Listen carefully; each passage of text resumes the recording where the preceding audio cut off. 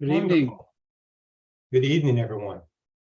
Welcome to the October 25th Fire Station Building Committee meeting. I have a little script I'm going to read real quick.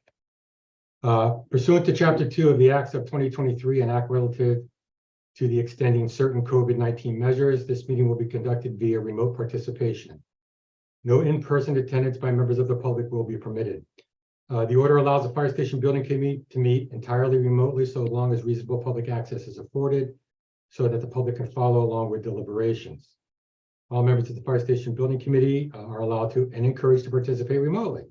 Members of the public who wish to live stream of this meeting may do so by going to Northborough Remote Meetings on YouTube via the list on the agenda, link on the agenda. This meeting will not feature public comment. Each vote taken this evening will be conducted by roll call. I'm going to go ahead and confirm everyone's connectivity. Let's start with in the order I see him. So Captain Brillard. Present. Mitch Cohen. I'm here. Hello. Guy Charpentier. Present. Dominic. Here. Janet. Here. John. Here. Mark. Here. Amy. Here. John. Here. John Rappa. Here. Here you go. Diana. Here. Todd. Tom. Here. Sorry. Deputy. Yeah. There we go. And I'm also here, and I call this meeting to order. First item on the agenda is to review and approve the minutes from the October 17th public input session. May I hear a motion? Make a motion to approve the meeting minutes as presented. Do I have a second? No. Motion's been made and seconded. All those in favor, roll call vote. Dan? Oh, Aye. Sorry. You fine? Yeah, he does. Does he? Okay. Mitch. Mitch, Aye. Scott, No. Go to John. John, Aye. Diana, Aye. and Tom, Aye. And I'm an aye as Aye. well. and the chief is an aye.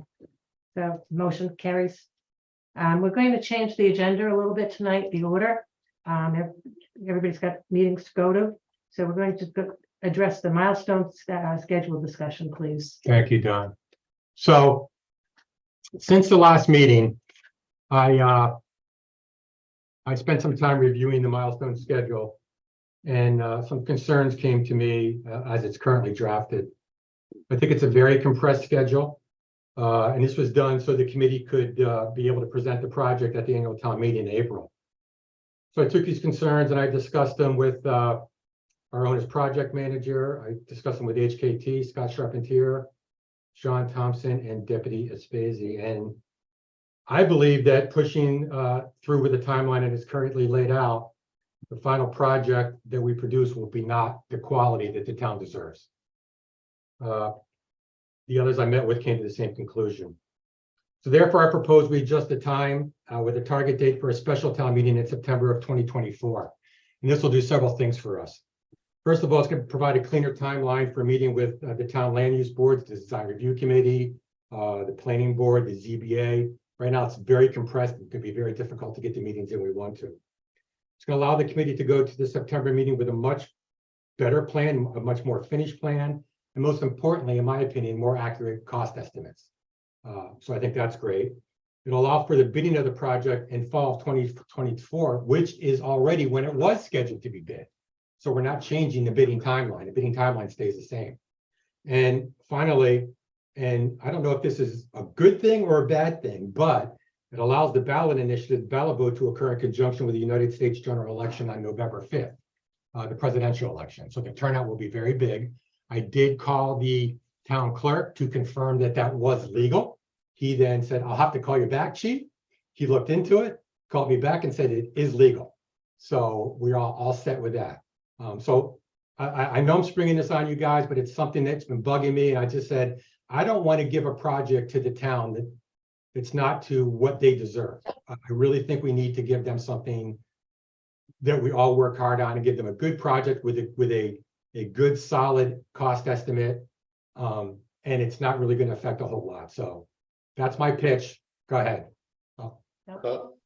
Scott, did you have anything you wanted to add? Thank you, Madam Chair. So to reiterate a little bit of what Chief Parenti outlined. Two of the concerns, one, obviously, the further down the design path we are when we go to town meeting, the more accurate and confident we are in the number. Both the number that goes before town meeting, as well as the number that we get when we bid. We can go to town meeting with the number early in the design phase, but bidding environments change, material costs change, supply chain issues change. We're in a very dynamic world right now. I'd like to be as close between estimate, approval, and award, those three critical components as possible. The other piece to the schedule that we deem to be clearly needed in the last public input session was public input and allowing adequate time for the design review board, the planning board, and the zoning board of appeals to engage the public, have adequate comment and response, and not have those boards or committees or the residents feel as if we're pushing it through to meet a deadline that in all reality is not necessary, considering the design schedule is staying the same. We're just shifting a milestone from early in the design to later. Everybody came to the same conclusion when we discussed it, and I think it's what's best for the community. So I'm just echoing pretty much what Chief said. Madam Chair. So I second both the Chief's and Scott's comments, because the boards have not been especially efficient in this town of late. And I think giving them more time to absorb a complex building design would be more helpful for us having a successful town meeting vote. So I'm certainly in favor of those. A more lenient schedule. Thank you. Madam Chair. Mitch? Thank you. Yeah, I agree completely. This is an excellent option. The project can't go forward until both town meeting and the ballot approve the project. So, aiming for a September or even October town meeting makes a lot of sense. It gives us some flexibility, the opportunity to take the input and to include the input in the process. Won't feel rushed at the April town meeting. That was always going to be a very, very tight schedule. And I agree, since we can't go out to bid until the bid specs are complete, the bid documents are complete anyway. This makes a lot of sense. There's a small added cost to the town for holding a special town meeting, well justified for a project of this size and scope. There would be a cost associated with a special election if needed, but lining it up with a presidential election, boom, goes away. I know Andy will have to do probably a little bit of extra work, and we'll probably have to set that ballot question a little bit earlier than we would have if it was just going on to the annual election. But those are things I trust Andy will be able to give us the direction to handle that. So this is good. Thank you. Anybody else? John? I concur. I think getting it right is more important than, rushing it. So I concur with that. I would like to add that I think it's important that as we tee this up to the public and even to the boards and committees, explaining why we need a new fire station is important. We're all kind of close to this, but I think, a histogram in terms of, where we came from the 1970s, where the town was, how the town and the department have evolved over time. I think that's important in a few slides as we tee this up, because people say, well, what do you need another firehouse for? Just fix the roof and just blow out the side and be done with it. I think it's important to do that. Okay, thank you. Diana?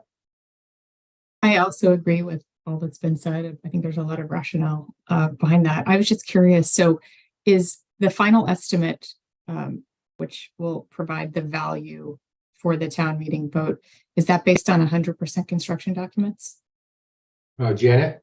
I think it'll be pretty close, Diana. We had planned on an early September bid anyhow, so we were focused on that date. Now we may shift it 2 or 3 weeks. We have to work with Colliers and John and Scott to fine tune the schedule, but that was originally our plan anyhow. So I would say it's, it's probably not 100, there is no 100%, but maybe 90, 95%, that's when we get it in. So we'd have a little bit of time to make adjustments if we needed to. So the estimate would be 90%. And then Yeah, you I have think so. a bit before the Maybe bid even goes 100, in. but yeah, really far at the end. Yep. So, Great. Thank you. Okay. So I'm scared because I never do this and have everyone agree with me, so I'm not quite sure what's going on, but I do appreciate it. Thank you so much. Dan, Oh, You spoke too soon, chief. yeah, my captain will disagree with me. Go ahead, Cap. You spoke a little too soon. I would be lying if I not a little disappointed not to go to the April spring town meeting and start the process. Obviously, we've been meeting on this thing since 2017, not this group, but the group overall. So I'll just throw it out there. But I agree, we want to make sure we get it right and we want to make sure everybody's on board. So I'm okay with it. Thank you, Dan. thank you. Anyone else? Okay, I don't think it needs a motion or anything because it's just, we just need HKT and Colliers to update the timeline, the milestone timeline. okay. So, Madam Chair, Sean and I have to sign out. We have a meeting coming up, so in a live one, so we'll be signing out now, okay? All right, thanks for being here. Thank you very much. Okay. That brings us to mechanical engineers presentation. okay, I'm going to share my screen and I'm going to advance the slides as Dom from GGD said. So can you tell me that when you see the screen? We can see this. There it is. Yep, you're up. Okay. Your PowerPoint's running. Okay, great. So obviously we had the schedule, we had to change the schedule, but we're going to be talking about the HVAC options. There'll be initial discussion, and then we'll show you some concept development. We've already talked about the schedule. We'll talk a little bit about next steps, but this is will be the really first introduction to how we're approaching the concept development after the HVAC, which is critical. So there you go, Dom. If you'd introduce yourself for those people who don't know you. So. Hi, everyone. Dominic Pinello, Principal HVAC Engineer at GGD Consulting Engineers in Dartmouth. Glad to be here. Look forward to presenting the HVAC options and working with you all on the project. So with that said, go to the next slide.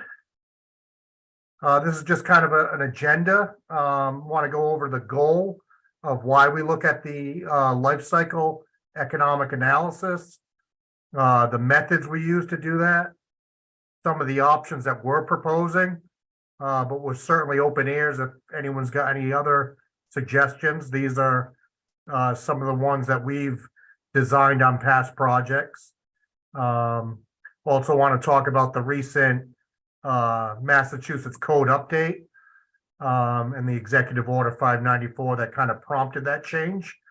There's a lot of exciting utility company incentives and potential federal tax credits that might have an impact on the decision-making process. And certainly, if there's any questions or discussions, that would be great. Next slide. So the goal of the life cycle analysis is really to factor in the different cost factors of an HVAC system. There's your operating costs, which we determine or estimate from energy modeling. So we use the proposed building model from HKT and its configuration, enter that into computer program, utilize the building occupancy usage, the different system operating characteristics, and we get an energy simulation that's going to inform our operating costs for all the different HVAC options we study. We also look at the installation costs and the maintenance and any maintenance / replacement costs. So it's really factoring in those three cost factors: operating, installation, and maintenance / replacement costs over What we use is typically a 50-year study period. And in general, the system option that has the lowest overall operation, life cycle cost is generally the one that is recommended. Next slide. So in order to determine the systems, we've got to make sure first off that they're code compliant systems. We can't, propose a system that will not comply with the code.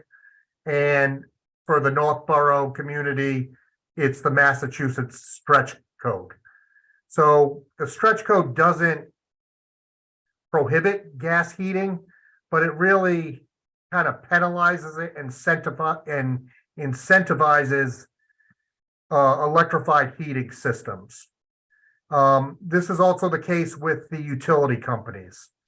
There will be no more incentives for any gas heating systems, even if they're high efficiency gas heating. There will be no more incentives for gas heating. So Executive Order 594 really prompted the change in codes, and that's leading by example for public municipalities, try to decarbonize the system and get away from fossil fuels.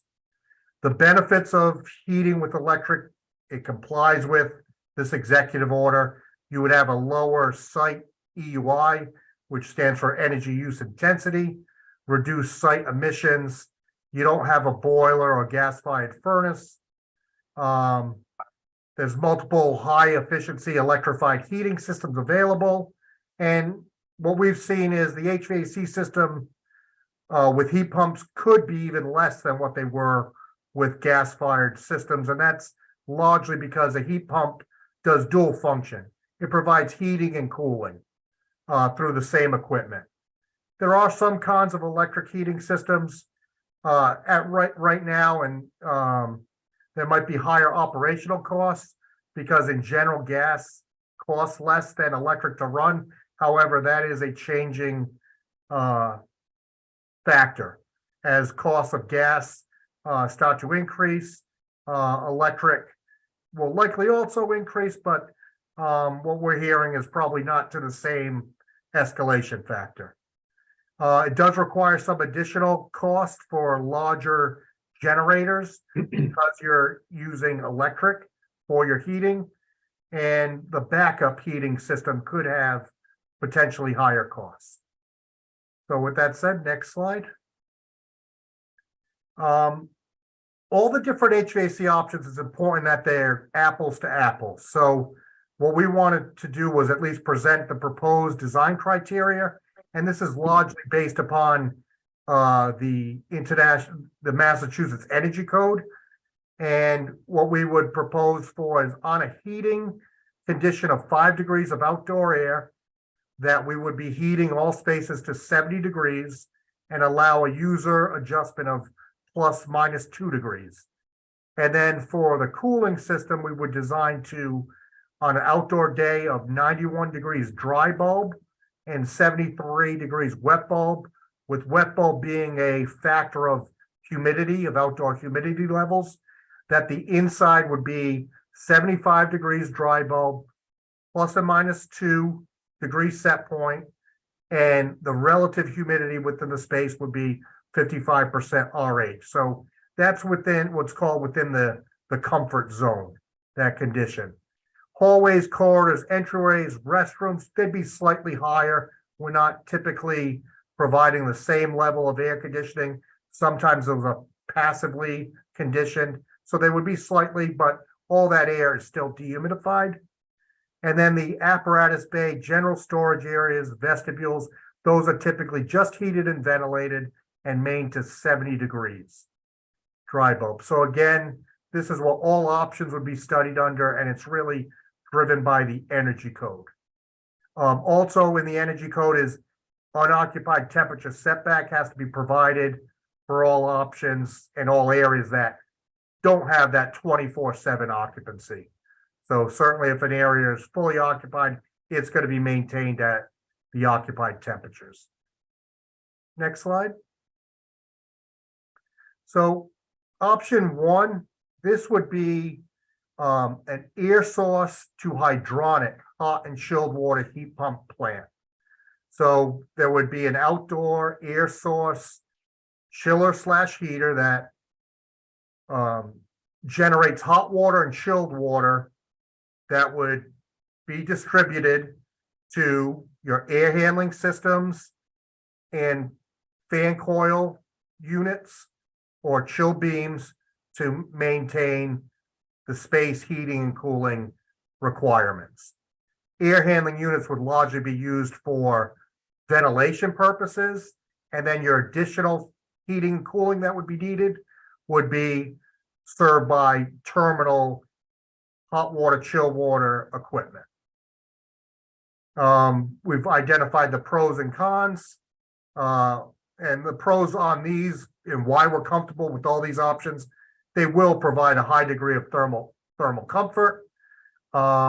With this option, you don't need a separate boiler and chiller plant.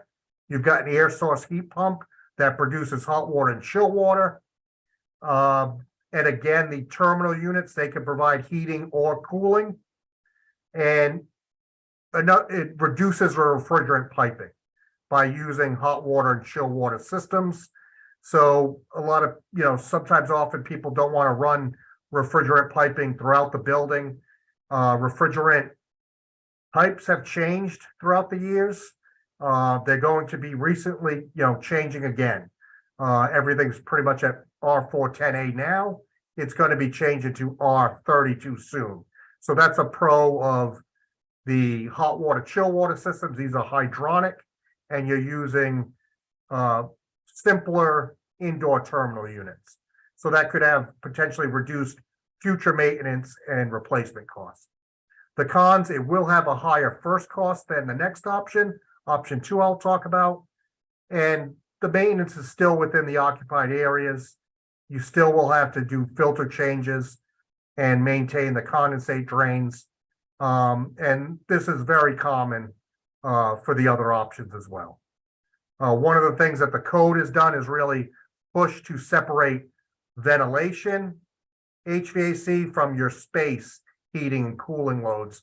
So when you have those space heating and cooling loads by fan coils, you will have those maintenance concern regardless of whether it's a hot water, chill water system or a refrigeration based system.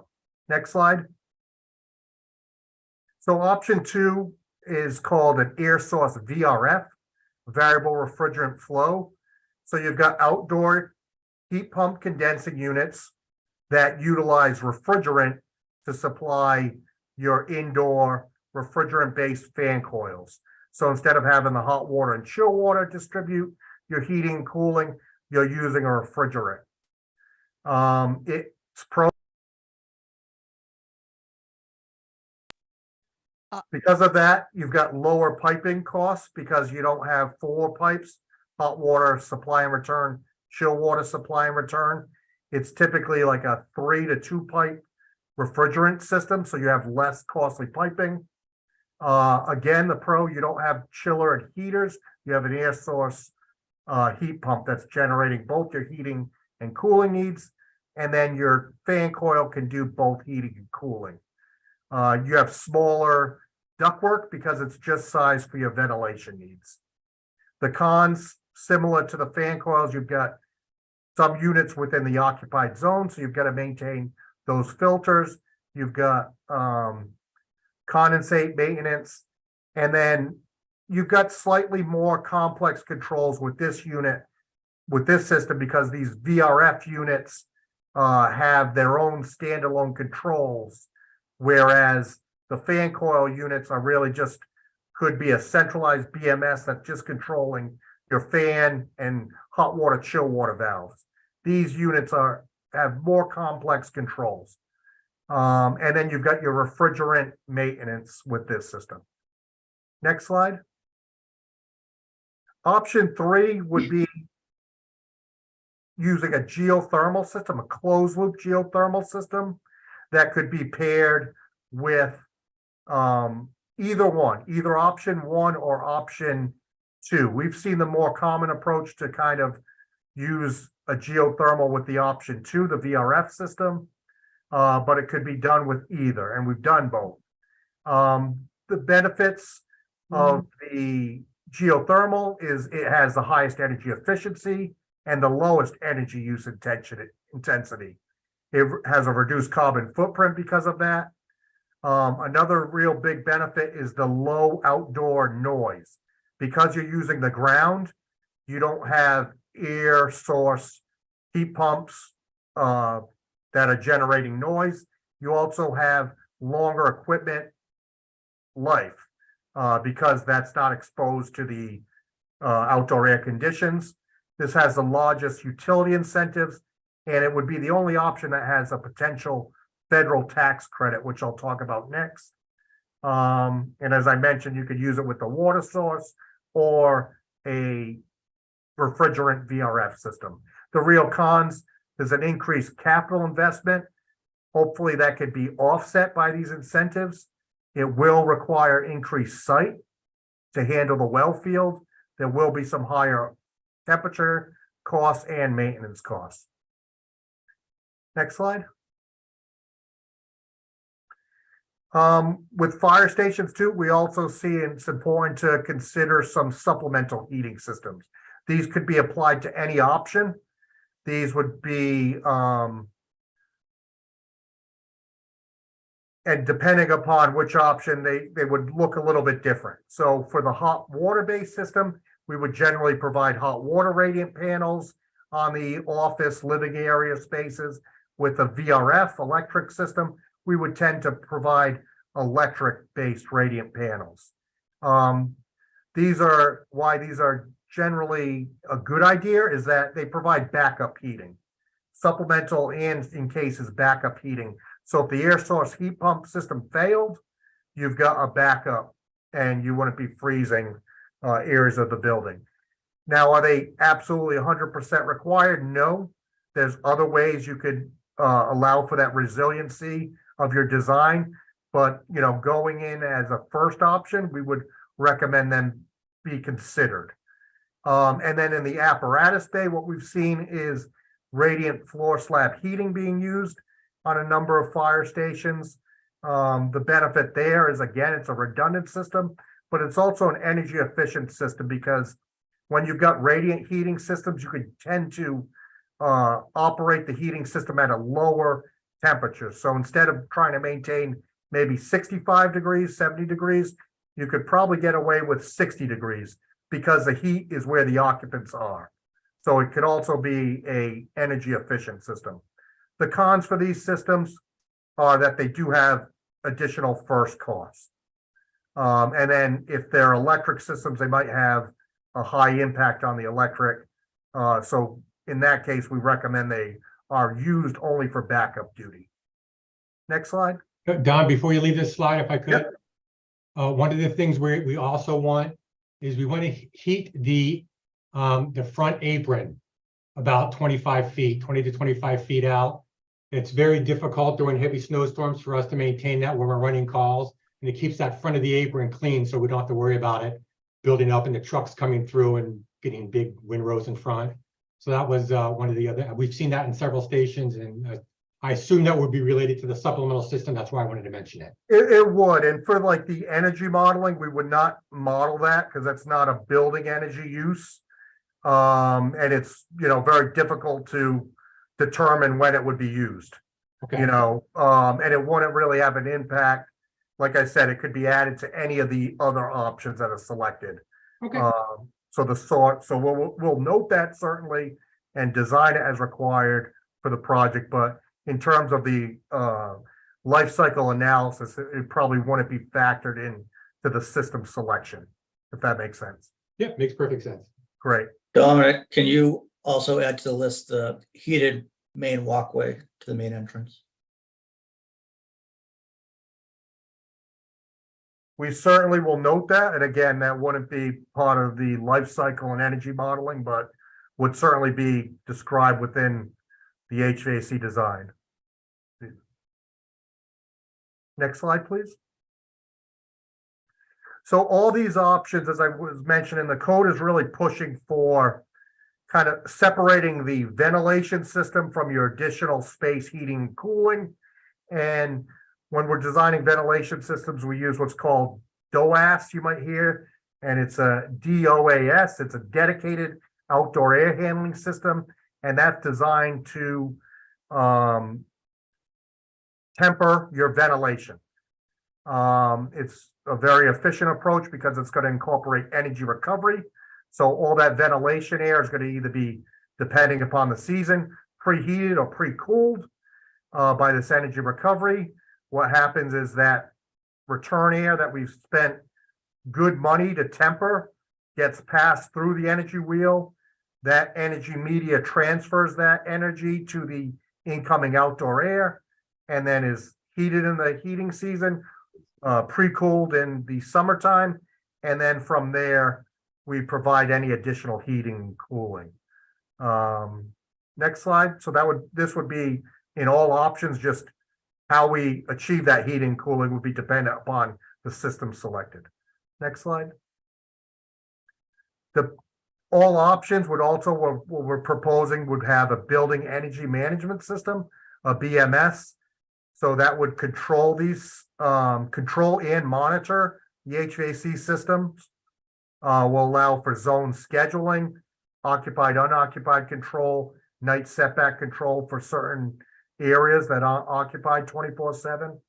Could be integrated with the lighting systems. And the goal of them is they really provide increased energy savings and could also prompt for preventive maintenance, such as when filters need to be changed, when fans need to be lubricated, will prompt the user. It will also be web accessible. So these, could be managed remotely. Next slide. Potential HVAC incentives. Just a note, these are all kind of subject to change with how the utility companies change their policies, but this is based upon the latest. For option 1 and option 2, there would be between $800 and $1,000 per ton of heating incentive for the project. For the geothermal, that gets increased to $4,500 per ton of heating. And also, because of the passage of the 2022 IRA, Inflation Reduction Act, tax code section 48E was revised to now allow for tax exempt municipalities to get a direct pay option tax credit in the range of 30 to 40% of the geothermal heat pump system cost. So it's a real game changer. So just again, I'm not throwing numbers, which, but just if this was a $1 million HVAC system, that's potentially $300,000 could be a federal tax credit, or $400,000. It's probably closer to $30,000 because that additional 10% relates to domestic product, and you can't claim it all on the total cost because it's the total cost of the HVAC system is not just product, it's product and labor. So you can't get it all, but it's probably somewhere, in the range of, 33% when you factor that in. We've also included, where we're coming with these, this information from, if anyone's interested. Next slide. I think that's your last slide. Great. So, we're hoping, we're not looking for, any decisions on the system at this time. What we're looking for is kind of an okay to study these systems. And if there's any different ones that you'd like us to look at, we can, review and comment on that. Dominic, are any of these systems similar to a chilled beam system? So the chill beam would be option 1. Okay. In another facility I On the worked previous in. slide. So, and it doesn't necessarily have to be a chill beam. You could use a fan coil with this Okay. system. Okay. Another facility that I worked in had a lot of issues with those, especially overcoming the humidity because of the passive movement of the air. Overcoming the humidity, they had a lot of issues with that. Yeah, so as I listed the pros, you could use different indoor style units. Fan coils, active chill beams, so if there was a, no to not go with chill beams, we could study a fan coil system instead. What we're showing here is that this is a air source heat pump outside that generates hot and chill water, as opposed to option 2, which is an outdoor air source heat pump that uses refrigerant. And the fan coil would be much more similar to what these VRF air handling units are, indoor air fan coils are. So that'd probably be a truer comparison, actually, is to have the air source hydronic heat pump with fan coils. So, Dom, every fire chief I've spoken to recently who has either built a station or is in the process of building a station or whatever, has had nothing but problems getting the systems to balance properly. And, having issues with because of when the big overhead doors open, the apparatus bays get freezing cold, it takes forever for the heat up. Or some of the dorm rooms are 90 and some of the dorm rooms are 60. Is that the system that we pick, or is that the system design that causes that issue? Could be both. Could be a Okay. combination of both. The other thing too is could be the expectation of the design and the use of operable windows we've seen play into that as well. Okay. Yeah, and there's also issues with, and you had mentioned how we'll have the time in some places in depth. We were just talking about this the other day. Some places are 24-hour heated or conditioned and some aren't, and that caused a problem. I forget what department it was. It was causing problems with them because they couldn't control areas that they needed to control. That could be if you had if you just had one, if you had one unit that was serving both those type of areas, some that were, 24/7 and others were, and the, unit wasn't on, that certainly would be an issue. Okay. So what we would propose is to review that, identify which of the areas are 24/7, which ones are, 7 to 5, and then really select different units, probably on the ventilation side, and maybe even group, if we went with the VRF system, group those so that they're on different systems and they could be more accurately controlled for the occupancy. Thank you, Dom. You're welcome. Any other questions, comments? Just one on that aspect of controlling is within the project will be a large training room, public access meeting room, and the use of that is not going to be on a perfect schedule. So somehow a way that can be managed to be turned on, turned off, or overridden or something for that space. But it's also the Emergency Operations Center, so yeah. Ron? Madam Chair? That one might want to be paired with the lobby and public entry area. So that, because we understand when that training there's also a public access component too, right? So those you might want to group on the same air handling unit. Or if cost was an issue, the other thing we've done in the past is have own VAV dampers, so that those do, and then we could go with the, control sequences to have a unit upright in, a minimum setback condition that's going to be still sufficient to serve those public areas. Madam Chair? I think Tom had a question. So, Dom, are there strategies that exceed the base stretch code requirements for the building shell that we could consider to reduce our overall heating and cooling loads? like triple glaze or increasing the insulation or et cetera?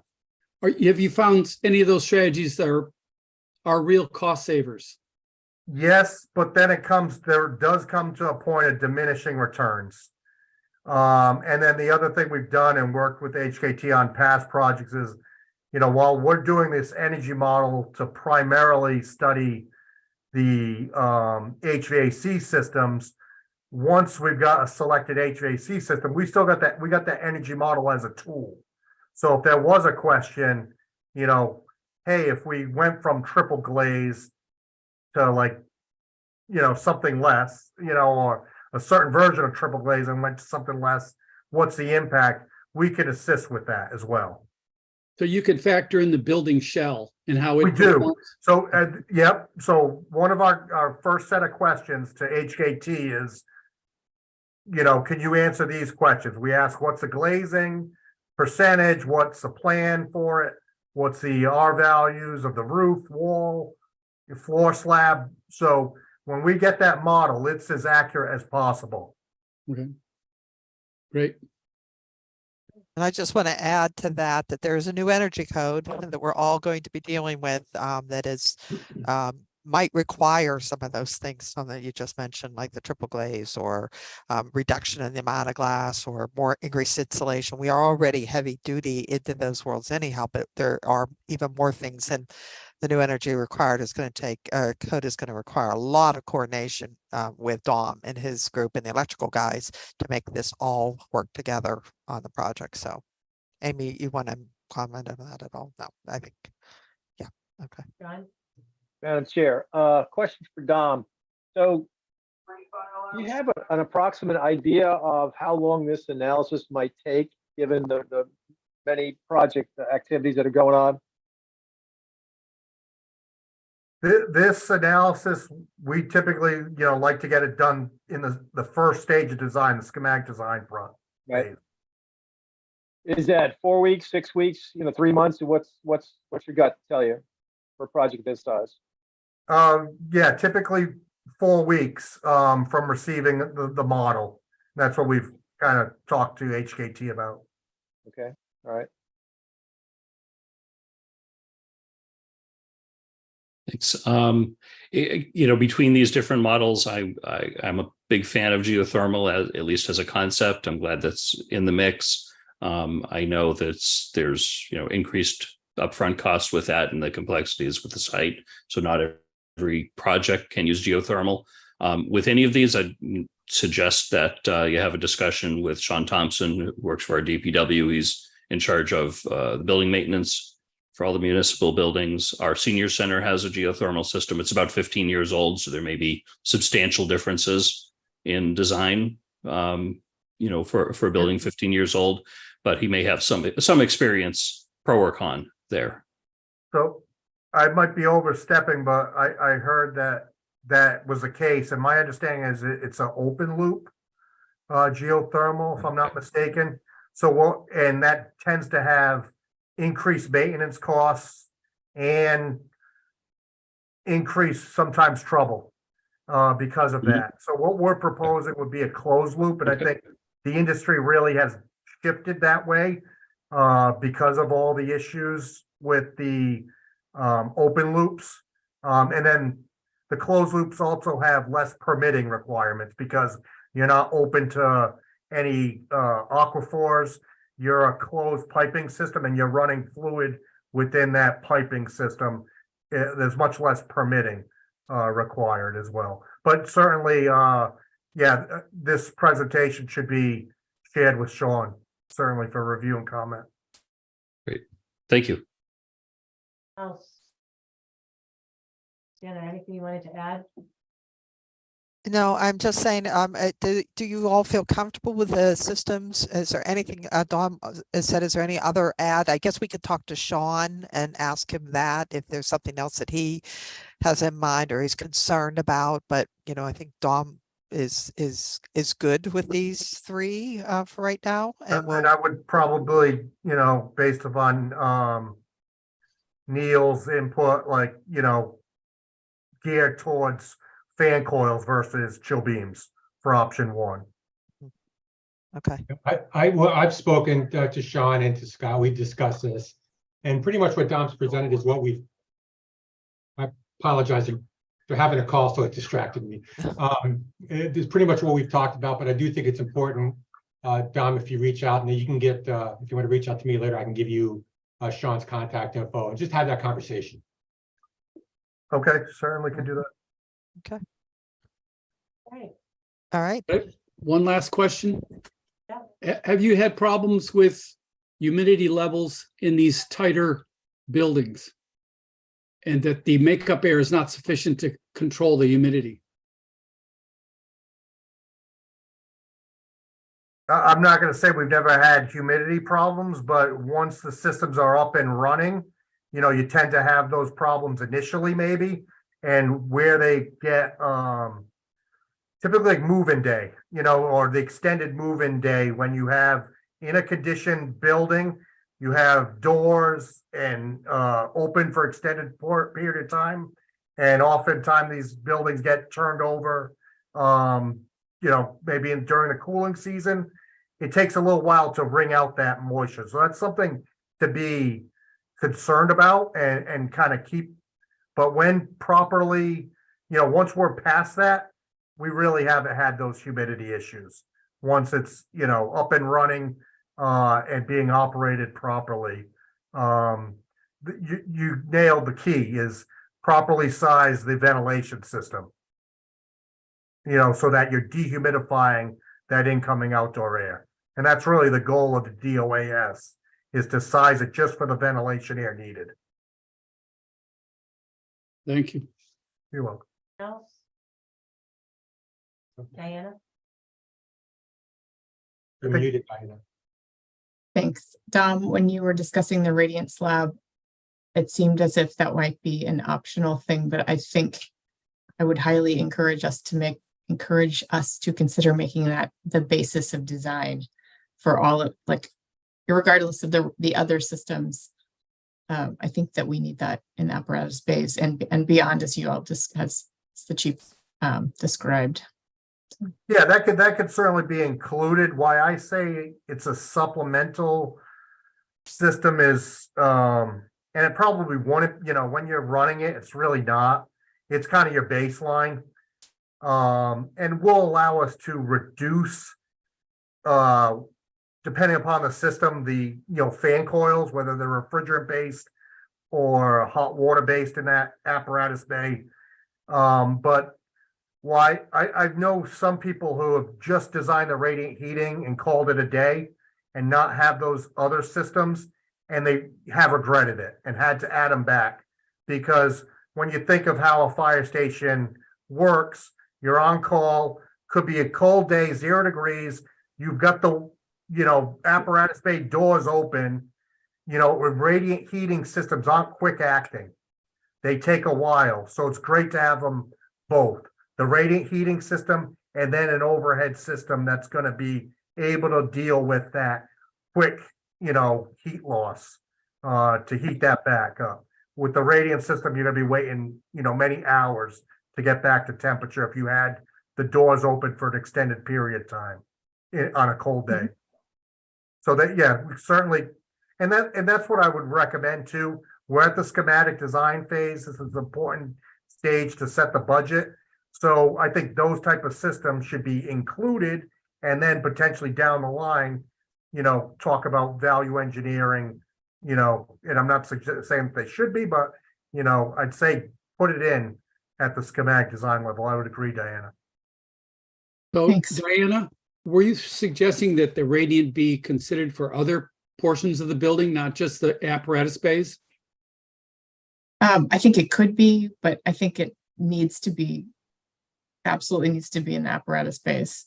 Okay. You know, I think that the rest of it is more of a cost thing. I think what I was fundamentally trying to say is, let's not consider the radiant slab in the apparatus space as a value engineering item from the get-go. It should not be on that list. As a fire chief, I can tell you I've spent many hours on apparatus bays, and they are freezing cold. I don't care how you heat them, but I've also been in ones that are radiant. I shouldn't say that, but as long as they're heated above, But I've been in ones with radiant floor and you're out there for hours, either working on trucks or whatever, much more comfortable for those that are out there. All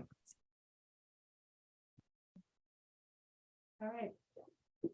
All right, I guess that concludes that part of the presentation, unless anybody has anything to add. Great. Thanks, Dom. You can hang out or go home. It's okay. I will go home, but I will certainly follow up with Sean and thank you all.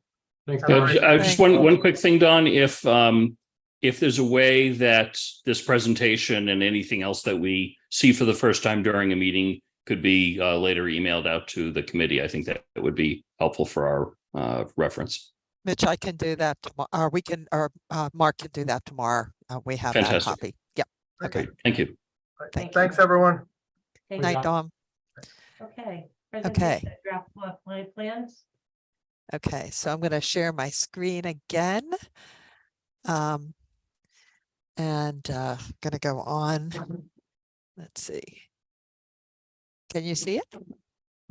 We still have the Yep, Yes. I'm shifting it ahead, but it Yep. doesn't want to move. There it goes. Okay. So the next thing we're going to talk about is concept development, and I really want to emphasize this is the first time we put anything in front of anybody. It's really, really early on development, but we do want to show it. So I'm going to show you some plans and do some descriptions. And then Mark is going to jump in and he's going to show we are studying both this in plan and in massing right now so that we can understand how the forms are working together. So, so this is we have two options. And this is option 1 and level 1. And the words on the left are highlights. It has a 6-bay apparatus area. It has all the operations. I'm going to get a little laser pointer here, which are all these spaces here. And then the operations support spaces are focused on firefighter safety and training opportunities. And we're talking about all the kind of spaces in here. There are, we call them saddlebag spaces on this side, less dependent on safety, more spaces that are required, but not so much on the firefighter safety. And then we have our administrative areas located to the west of the operations area. Per the town directive, all entries must face West Main Street or the main entry fleece. And we're trying to, in this scheme, we're showing that closer to the street. We have a big apron here in front of the building so the trucks can exit the building and sit on the apron, not hanging over the street lines. And then there's this is the training room, EOC community use space located also at the entry. What Dom was talking about mechanical systems. So, he was talking about this area that, encompasses this piece right here for perhaps a separate mechanical space. And then, of course, in our designs, everything, we want to have the most opportunity for natural daylight as possible in every space. I'm going to go to the second floor and then we're going to blow up a little bit of the spaces and we can go back and look at anything and you can ask questions anytime you want. So I'm going to show you what the second floor looks like of that. The apparatus, of course, has nothing above it. It is a space that is about 22.5 to 23 feet above the ground floor to the underside of the deck. And there's a clear space above the trucks and plus all the mechanical structural spaces above that. The firefighters' living quarters are located on the south and west portions of the site, looking at into the trees or the hillside more. There's a focus on making sure there's access when they're in any of these spaces to getting to being able to respond to the alarms. And there is a fire pool located here, for instance, and locations of the stairs. And again, all living spaces have opportunities for natural light. So that is the first kind of scheme. I'm going to show you what I meant by firefighter safety opportunities. So we've talked about these hot to cold zones. There's a hot zone, the transition zone, and the cold zone. When you're in the apparatus space after you've responded in a contaminated equipment or personnel, their gear, they would come into a singular entry point in the decontamination, and there would be certain equipment and things that are located there. From there, they could move into a laundry space. And from there, they would go into an area that had the showers so that they can get rid of their gear, get rid of their clothes, and clean themselves. And they would be restricted to this zone right here. And then they could exit out into the administration areas of the fire department, living quarters or whatever. So that is a zone that is what is considered a transition zone. Not every call has the same requirements. There's obviously like from the gear storage, when they come in during the day and they're assigned to a truck, they come in and get their gear, place it by the trucks. So there's more than one door into a space like this, but this is how this layout works conceptually. So we're very focused on that. It's really important, to control the movement of contaminants as they move from the apparatus into the rest of the building. I also want to point out that already we are taking that scheme and looking at how to improve it. So there are opportunities to get stair locations that are closer to the fire pole. Not every fireman wants to use a fire pole. And we've been told, we don't know this is true, that the older the firemen get, the less they want to use the fire poles, but we don't know that's true. So we're already looking at that so that when you come down the stair, you're having a direct shot into the apparatus space. So we're already looking at that. And that is the process of design, that you begin the work, you lay stuff out, and then you see how it works. What we would be proposing, especially with this change schedule, we would be meeting with the chief, the deputy, the captain, Brohart, and looking at these plans, laying those plans in front of them and drawing up with them to get their feedback on how these relationships works. Because it's all about getting the firefighters safely into the building and in the quick as they can to be able to respond to a fire. The fire department has already started looking at the layout of the vehicles and have commented on how they want those spaces to be laid out. Right now, they have openings at the back and the front of the building. There may be reasons if they want some of these spaces closer that, potentially you could close off one or two of those bays. We've done that. But right now the plan is to have movement out the front and the back so that they can face vehicles facing the front or facing the rear. They have all their frontline major vehicles located right here. Does anybody have any quick comments or questions about layout, what they're seeing? I know that was pretty quick, but I actually can blow this up a little bit so you can actually see this a little bit more. Actually, I'm gonna go back to the other plan, which is this plan, and show it. John? So you can see Yes, that a little bit more. Janet, what's Yes. the expected setback from the street?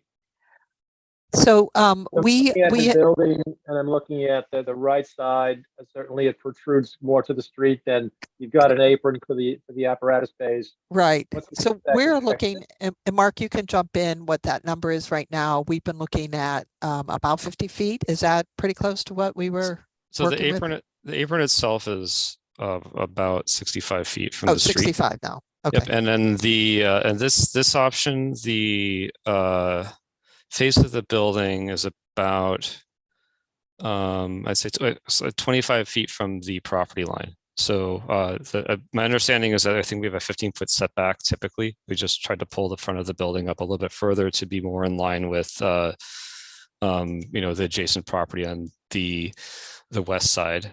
I think that's a part of the design consideration to bring the buildings up more towards the street, at least the front door towards the street. So that's what we're attempting to do here with this plan. And we may And be you're- able to move it a little bit more forward. We'd want to Yeah. go over that with the chief about what they'd like to see for the apron. So And your driveway is, coming around the back, so it's roll in, roll out.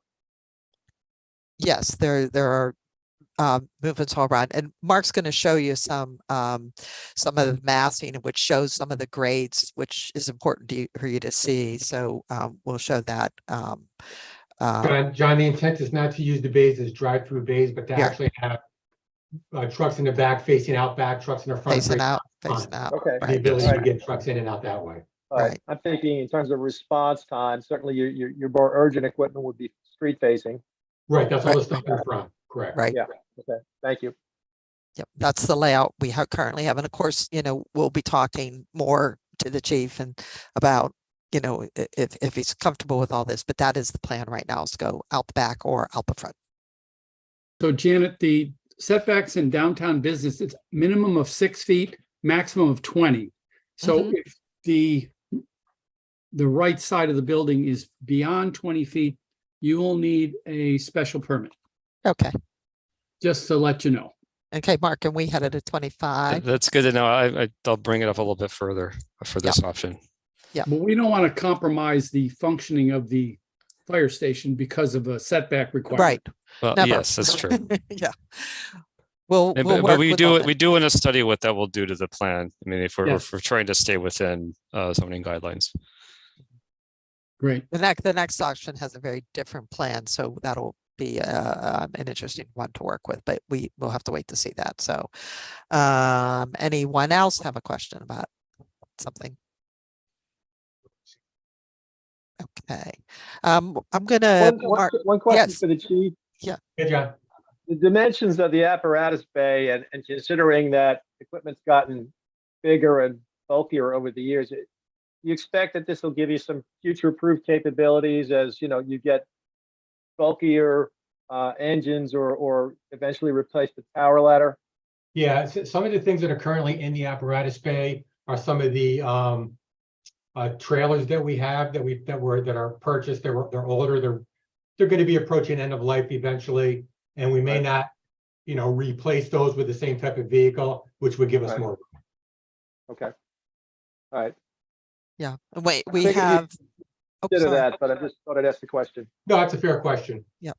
Good. Thank you. There, we are showing, just so you know, the folding doors on this, fast acting folding doors, which are great. They move quickly, they function well. They just are a little deeper into the space than an overhead door is. So that's what these little lines represent, just so everybody understands that. And we have to make those work as well on the structure. So okay. I'm going to let Mark share. I'm going to stop sharing, let Mark share for a little bit. And so that he can show you what this may. Now, I caution you, this is just conceptual. We're working in plan and massing at the same time. So Mark, take it away. Just so you all know, I told Janet today she needed to treat this like this was a fire drill.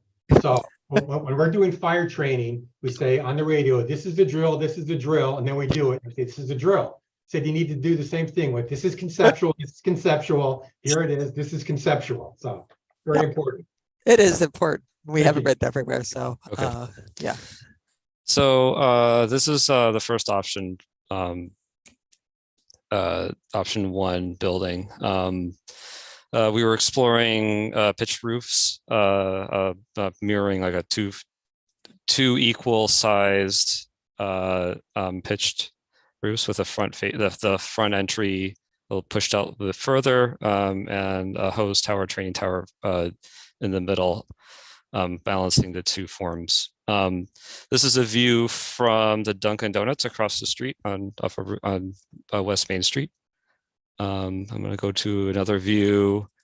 This is heading towards downtown along Route 20 West Main Street, looking back at the training area and the dorms. You can see the Yep. hillside. Yeah, Mark, the go hill, ahead, the hill, it extends well above the building. I mean, you can tell that there's a lot more trees back there. We don't see the trees. You can see it in the aerial terrain, but yeah, you would see a lot more trees behind. This is looking west along West Main Street. You can tell kind of the pushing this out hugs the apparatus bay. And then I'm going to go with the second back to this view. The second option we're looking at is flat roofs over the apparatus bay with monitors. These have north-facing windows, and the south side is sloped away for possibility of putting solar panels on top.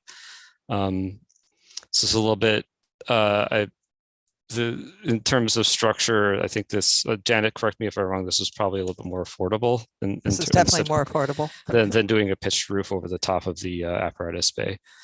But we would still, and maintain, some character in the admin staff area to the side. And Mark, Mark, that pitch is at 45 feet, which is the zoning height right now. Yeah, the zoning height, my understanding, correct me if I'm wrong, if others who know, my understanding is 45 feet in downtown business district, or is that I believe correct? that's correct. Tom, does that sound right?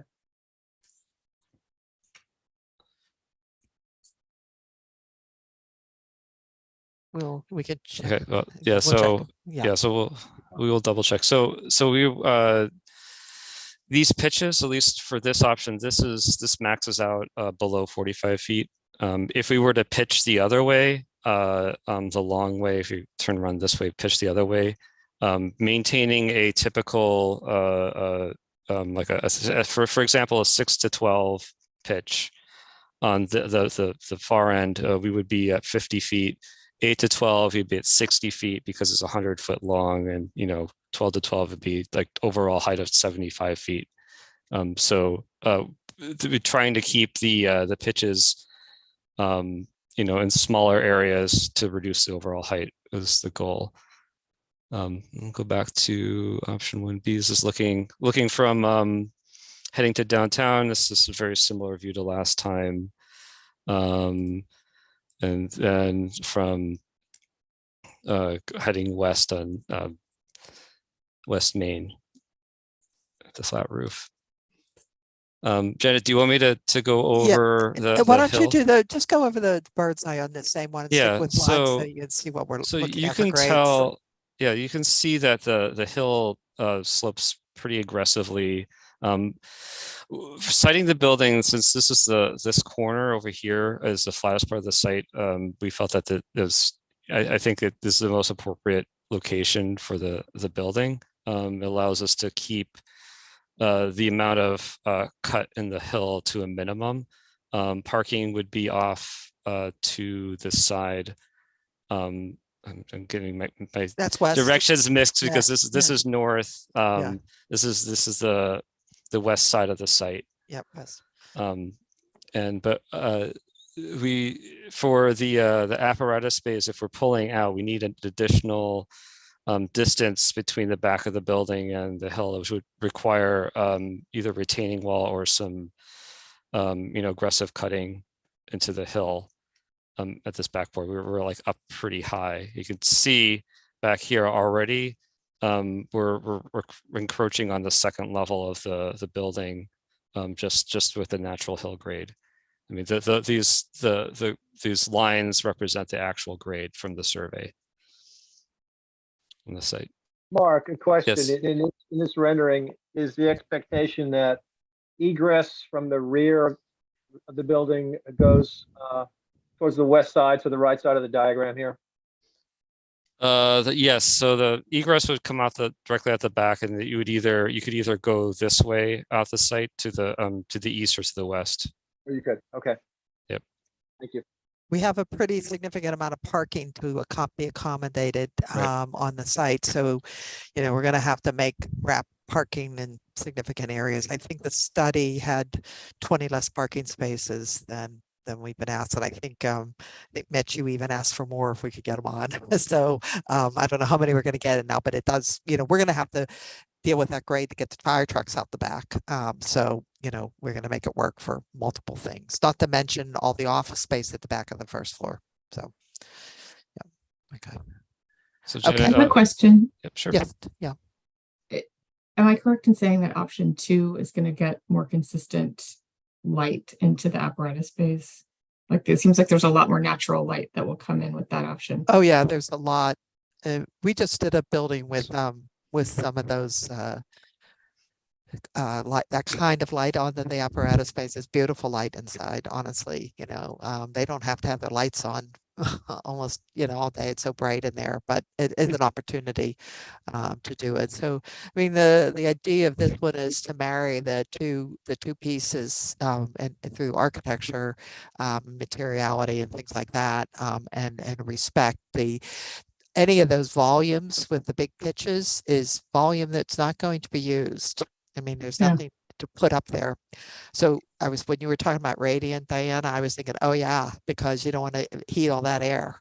I mean, you're that's what you're doing. So we've done quite a few pitch roofs and fire stations for good reason.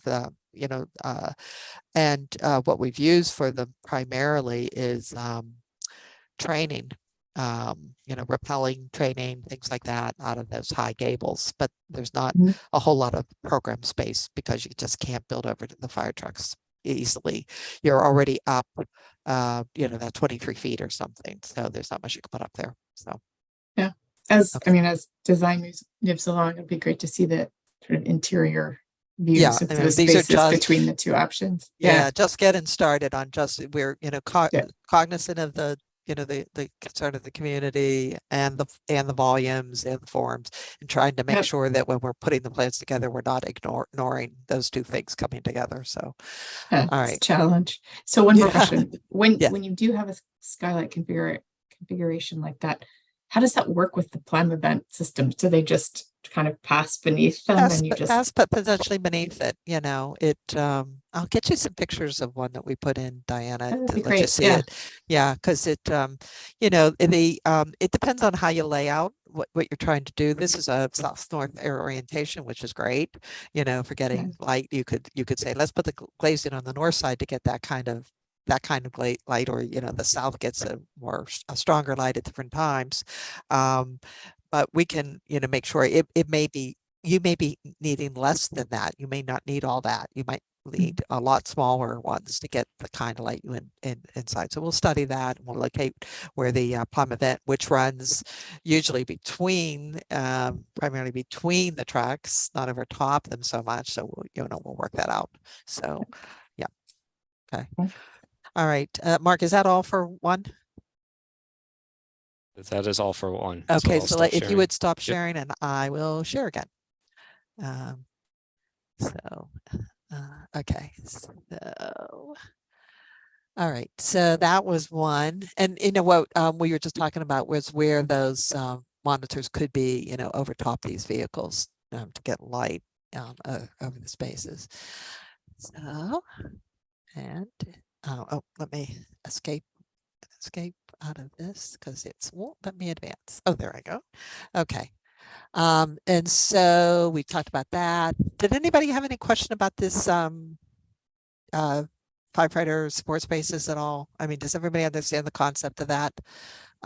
Just in case, I'll bring that up, but it's really very important. And I think the firefighters will want to make sure we get that as correct as we can possibly get it. This is the second option. It's very similar. In fact, almost exactly the same here.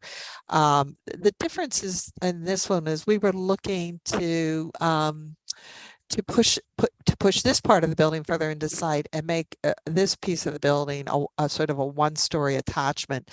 You might want more height in that training room than you do in the regular office space on the left side of it, over here. And we were looking at different ways, to mask the building and how that might work. So we were looking at that, but it has it is right further to the side. So if we have to bring it up to 25 feet, that's obviously not going to work. So we definitely have to go for the variance for this game, but it definitely has its merits. That's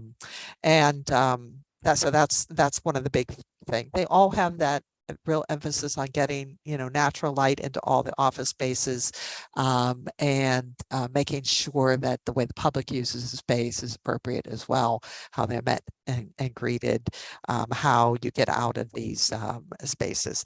And the second floor for that is a little different. Of course, the spaces are further back, and again, you can see these loop corridors that allow all these dorm rooms to quickly get to a stair or get to the the training pool to, I mean, the pool to get out and down into the apparatus floor. So that's the one-story space there. I think, Mark, I'll let you, so if you don't have any initial questions, I think it's really, this one is more about form and what the building might look like. So I'm going to stop sharing and let Mark do the same routine with what this is starting to mass. And we're not quite as far with, we're working on the massing. So again, concept development, chief. So, yeah. So this one's it's a bit of a mix between option 1A and option 1B. So we have the form here, a form here, a pitch roof, a flat roof in the middle, where we could explore some monitors. I hadn't gotten far enough to see what this would look like with just all flat roofs, but this is hot off the press, so to speak. So similar view from Dunkin' Donuts. Go to this view heading heading east towards downtown. You can see, I mean, I think this would be hidden behind, there's some retail buildings in the foreground to the right here. This might be hidden a little bit behind it as you're approaching this direction. I'm not sure if it's a bad thing or not. It could be a good thing. But there's more visibility. I think from the apparatus bay as the engines are leaving the apron, having more visibility onto the street may or may not be beneficial. I'm not sure. Always beneficial. Yeah, so that's the consideration behind this, pulling the entry back a little bit so that there's a little bit more. You can see a little bit more leaving the station. This is looking west, and look at the bird's eye view. Very similar dorm rooms back here. This is the meeting room pushed off to the side here as a higher space. It's very, very early. A little bit of an entry, so push out a little bit so you can tell where the entry into the public entry into the fire station is. Mark, with all those angles and the joints coming together, do you find that that's greater potential for leaks in those areas if you? Yes. This is more things. The more hips, valleys is more opportunities to, It is more, we have to be very careful about how it's detailed and how it's built. Okay. I see you have a hayloft for the horses. I appreciate that. Yeah, I mean, there's definitely, there's problems at all buildings, it's, you can design every rooftop roof and you detail it well, and then someone builds it. And so therein lies the difference. And if you get a really good builder, all buildings, I always say that all buildings need to be maintained. You don't build them and then, walk away from them for 20, 30 years.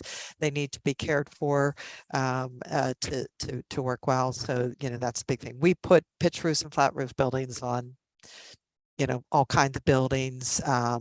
We even have Mark, he even has, I don't know if you have that little images of all the little sketches you've been working on. Oh, yeah, sure. I've been let's see if I can. It's not the only ones. We just kind of picked through and said, let's show the all pitch, the combinations. These are several different things. I mean, we're studying, where to put, if we're putting living quarters up above the apparatus bay, which I think we abandoned pretty early. Early on. Yeah, this is really basic forms back here. Started exploring, all flat roof, what the plans were showing us in terms of the form, and that's just where we're at right now. There's still a lot of work to be done. This is going to keep going.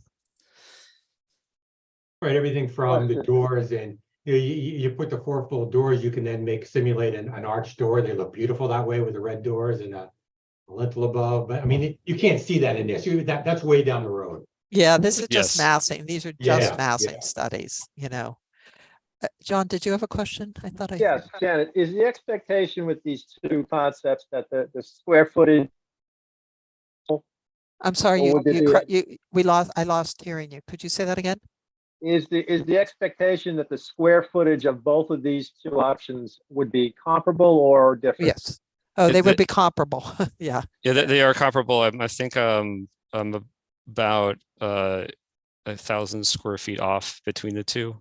Okay. Maybe Yeah. a little bit less, maybe 800 square feet. They're very Okay. close. Yeah, we Right. found that when we pitched the roof and we had to kind of split the building a little bit to get some of that pitching to work, that the building grew a little bit. So we've been, Mark and I've been talking a lot about that, you know, the smaller bay, the one with other the flat or the what other piece, that's the minimum it has to be. So in order to get those two different pitches to come into each other, one of them got a little bigger, so the square footage has increased a little bit. So we're really trying to watch that creep, yeah, that little scope creep, and tighten it up as we go.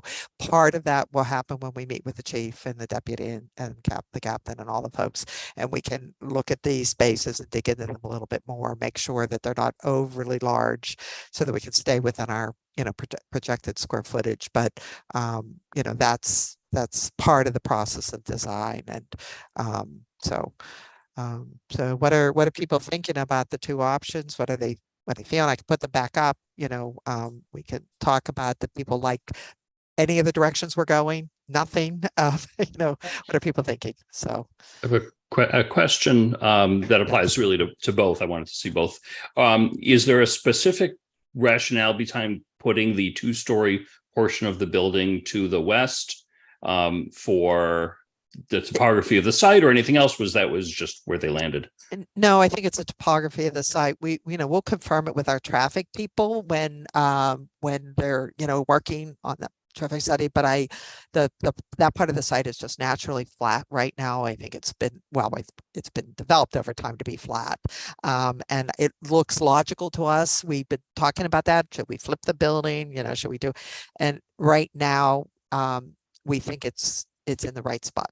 So that's our initial thought. And we'll certainly talk to people about it, and our engineers.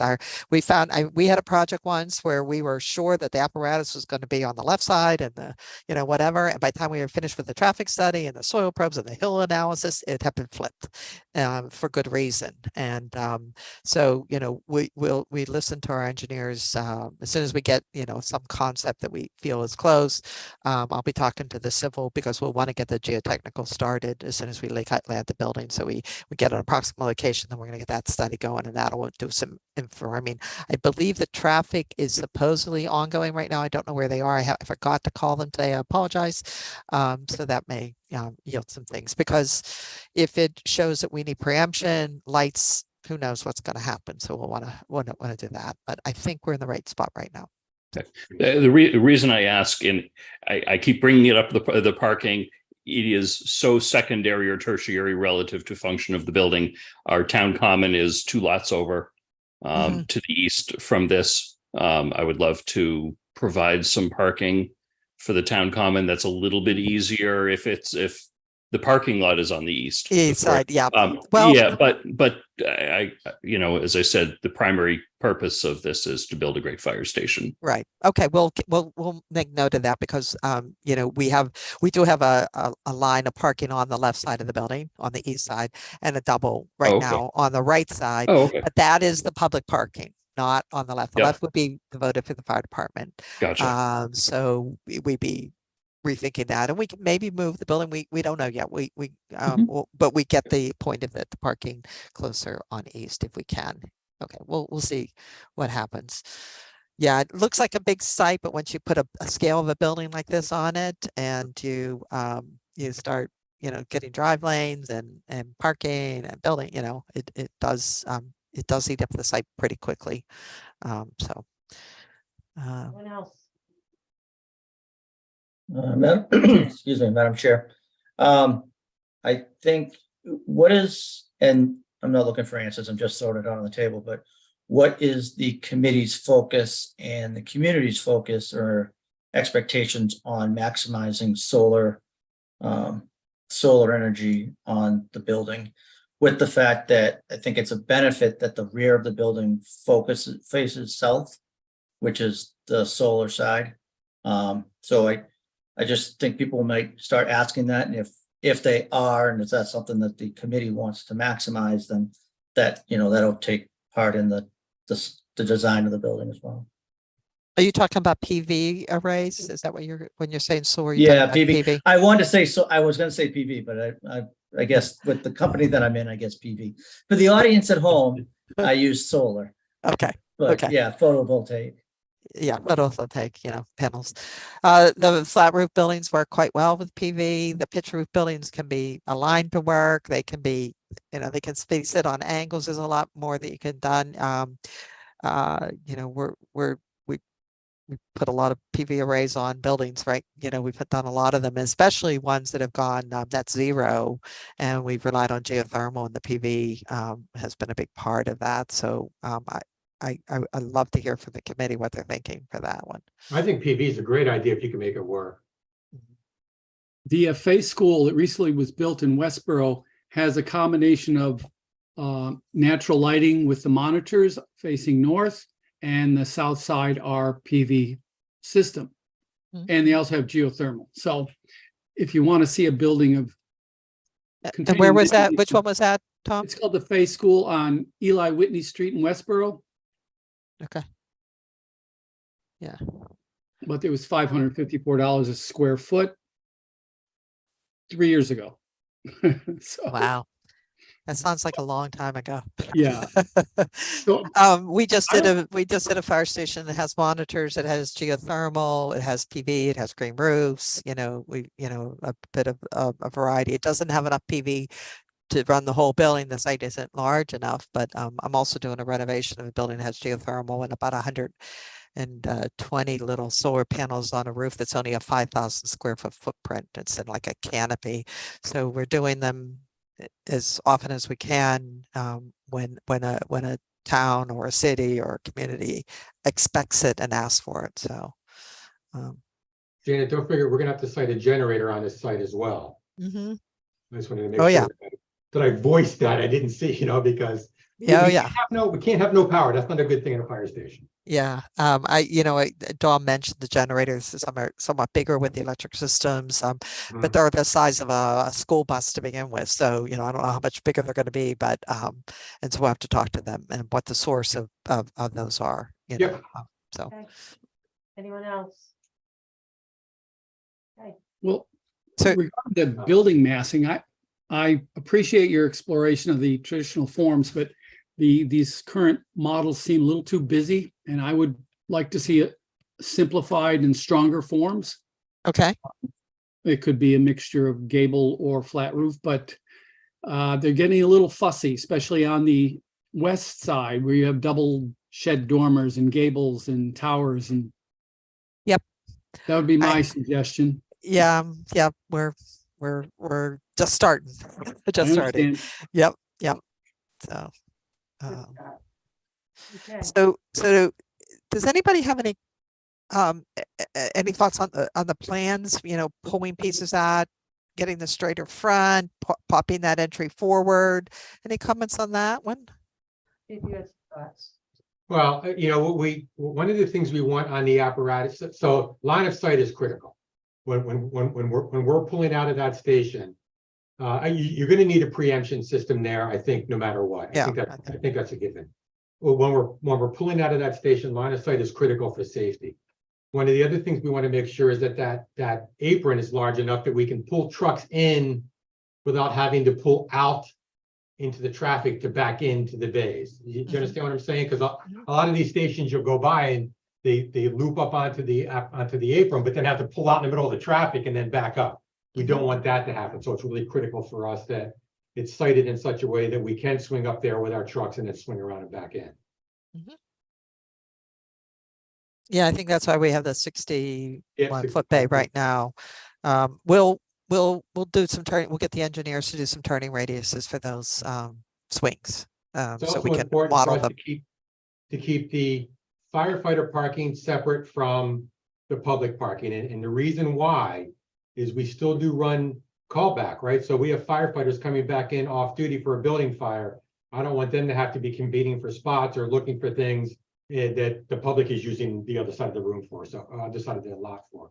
So we just need to Okay. be careful with that. Yeah, and I don't know where we stand with parking yet, but if we may have more parking in the back that'll be Oh, yeah. dedicated to the fire department, so we'll have to figure that one out too. So that's, you know, we got to get some plan before we can start carving up the site. So, I agree. anybody else about the two buildings, the two general diagrams so far? Anything else? Concerns? Quiet. Okay. All right, I Sam, think they look great and you should advance both of them and keep exploring all of the different reforms. Okay. Yep. Okay. All right, good. All all right. right, so that takes us to the meeting schedule discussion. Pardon me? That takes us to the meeting schedule discussion, unless you have anything Oh, else. no, I don't have anything. I was just gonna say, Madam we Chair? were gonna just say next steps is about schedule. So, yeah. John has something. Okay. Madam so- Chair, a question for Janet. The exercise you did with the public last week with those 6 various sets of questions, you'll produce some sort of output from that? Oh, yes, Pivot table, absolutely. Something like that, I presume? Oh, yeah.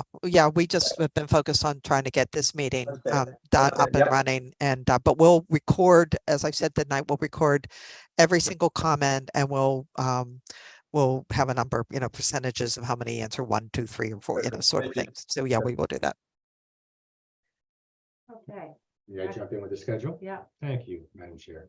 So what we agreed to at the last meeting was this meeting. We also agreed to the a presentation on 11/6 at the select board meeting. Now, I just want to clarify who is going to be there, the extent of the presentation, et cetera. Mitch, what are you looking for? I think a general refresh as to how we got here and where we are. So What the members given of the that the board? select board is mostly a new board relative to 4 or 5 years ago, the last time that this was discussed townwide. I think a brief discussion as to what's the justification for a fire station. I think this is also beneficial to the public.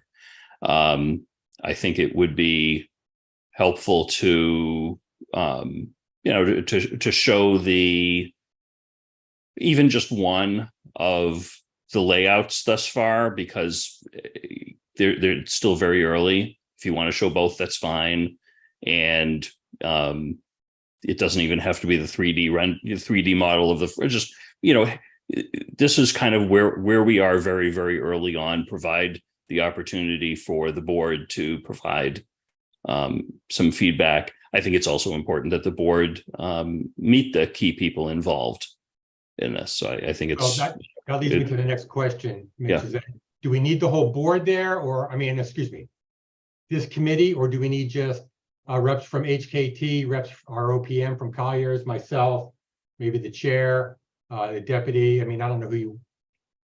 Yeah, I think it's good. It probably I would leave it optional for any committee member if anybody wanted to join in. I don't have any problem at that meeting bringing folks in, but I don't think this committee will not be making any decisions or doing any real deliberations.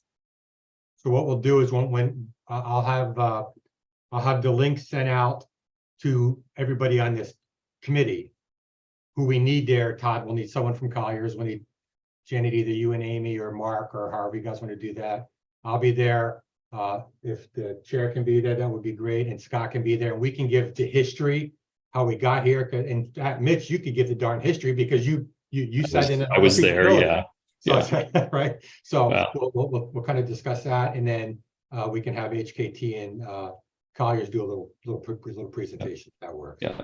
And the schedule, going through what we're talking about now for town meeting and ballot and eventually construction and completion as to what that looks like at this stage is also important. People will ask, what's this going to cost? And we're not ready yet, but anticipate that question or proactively say that it's too early to answer that question. So then the next meeting that we have for this team is 2 days later on 11/8. And that would be a Zoom meeting. Todd and Janet, Amy Liad said she left. What's the agenda on that next meeting? Um, On the 8th. so on the 8th, we had, really, we wanted to, we're going to just keep working on the plans and the elevations. What we'd like to do is get out to meet with you guys as soon as possible to start looking at those plans in more detail. And so that our next meeting would show, some preference perhaps at that point, or, some, and certainly development of the, maybe it's still, there's pretty much probably still 2 plans and more development of the elevations. Now, the reason I'm a little bit hesitant on this, Chief, right now is only because with this extension, we're trying to rejigger the schedule so we have a little bit more time to design work. Yep, yep. We have all these meetings, and there's little time to prepare and actually do physical work. Do we So need the if 8th? I don't know, I'm thinking maybe we move it to the 15th. So the 15th was our community input meeting. We can move. Well, yeah, so do you mind if we talk about this and get back to everybody so that we have an opportunity to because we want to put all those design review, community input sessions and all that into a bigger schedule. Okay. Do we lose Todd still here? Oh, there's Todd. You just moved on my screen up into a new location. And kind of get a new schedule and then put it out to the committee. Is that okay with folks? I mean, we can do it and make the schedule. That's what we've committed to, but the little bit more time we have, the better, the better we have, get to do work. So, I don't know. How do you feel about that? Yeah, you have something you wanted to say? Yeah, I think Neil, did you have something to say? I thought I saw your hand. Earlier, just when you were talking about the presentation with the select board, coming from the outside and walking into not seeing the original design and then what that created. I think we steer away from any exterior images and just focus on a floor plan idea to get a concept, just so that doesn't run again. Because again, we're very, very early in what it will actually look like. I think if you outside. show any modeling, that could very well happen again. Yep, I agree with you. Okay, I could see the advantage of that. Then maybe make a statement that you're a different design firm than who did the original feasibility, and the designs that you're looking at are not at all based on what was just what was shown in 2019. So if we don't do the meeting on the 8th, we change the 15th to our regular committee meeting. And then at that meeting or sometime between now and then, we can figure out the next date for the next community input, because I do get questions. I've gotten several questions from people. The press has reached out to me. When's the next community input meeting? I just want to be able to give them good data. Right. Yeah, I think we'll take a couple of stabs at it and get a couple ideas and talk to Todd, and he'll give his input. We have a lot more meetings potentially based on our conversation today to throw into this meeting that we didn't and no one when we discussed it earlier, we didn't anticipate. So we want to sort of get an overall schedule, but obviously a little bit more time to develop the plans and do more massing elevations more elevations, massing and elevation work, which, we'll put in windows and things like that would benefit your decision process. You'll get more information to see. So, so is everybody okay with, we'll do 11/6 for the select board meeting. Our next committee meeting will be 11/15, and then from that point, we'll schedule forward. Does that work for everybody? Yeah, at the 15th, that'd be Zoom or Good. in person? 15th will be, now, we've been doing Zoom. I love meeting in person. I much prefer in person, but that's not my call. Well, I prefer in person, but how does everyone else feel? It may be easier for us to see the plans up on the big screen if we were, for instance, at the library. I mean, I think, and because, Janet has to zoom in kind of to show us things. And if we can, I mean, I like the virtual meetings, but I think. Well, I'm more than happy. I'll reach out to Jen tomorrow if that works for everybody, if an in-person meeting on the 15th works. I probably will not make the 15th because, cross our fingers, we'll be interviewing candidates for town Oh, right, I administrator that night. remember that. I know we But did. that's, I'm just one person, so go ahead with that. And, the only request I'd make for any in-person meeting, not just for me, but for the public, is make sure cable is there to record it. Yeah, that's a given. So what we do is, you can see Lorraine's here with us. Lorraine's doing all the minutes. She is also doing our agendas. And she makes sure when she sends it out, it goes to cable, it goes to everybody who needs to go. Fantastic. Janet, between now and the 15th, you'll contact me and we'll set up a meeting with the deputy and the captain, and we can Oh, yeah, I want that to be next week. just reach out to us and let us know. Me personally, I'm going to be gone for a couple of days. I'm going to a family wedding in DC, but Mark and Amy will be working, and we'll discuss. And but I want to get out there as soon as possible, because we want Mark, our time to be focused on making sure we got the plans right. If it doesn't work for operations, we got it wrong. We shouldn't bother. And then then we'll. Once we have a plan that we're kind of liking, whether it's one of these two or it'll look probably very different than both of them. We'll have pieces of both, positive pieces of both, and then we'll go from there. So, okay, Excellent. All that's right. great. So we'll Okay. plan on the 15th. All righty, great. And Chief will get the I'll take care of it. place for I'll us. coordinate it. Okay. Okay. So All right. Thank you, everyone. Appreciate all you. your comments. you. They were very helpful. Okay. Have business that legally can come before the committee. Okay, motion to adjourn. Madam So Chair, I moved. make a motion to adjourn. I'll second. Yeah, good. Dan seconded. Dan, Aye. Chief, Yeah, I, John. John, Aye. Diana, Bye. Mitch, Aye. and Tom. Pain trying No, to I want to keep going. Okay, I'll make you in charge and I'll leave and you can keep going. I agree. Okay. the Thanks, motion guys. made and Thank you. Okay. seconded Good night, everyone. Good night. Good night. Bye. Thank Bye. you. Thank you.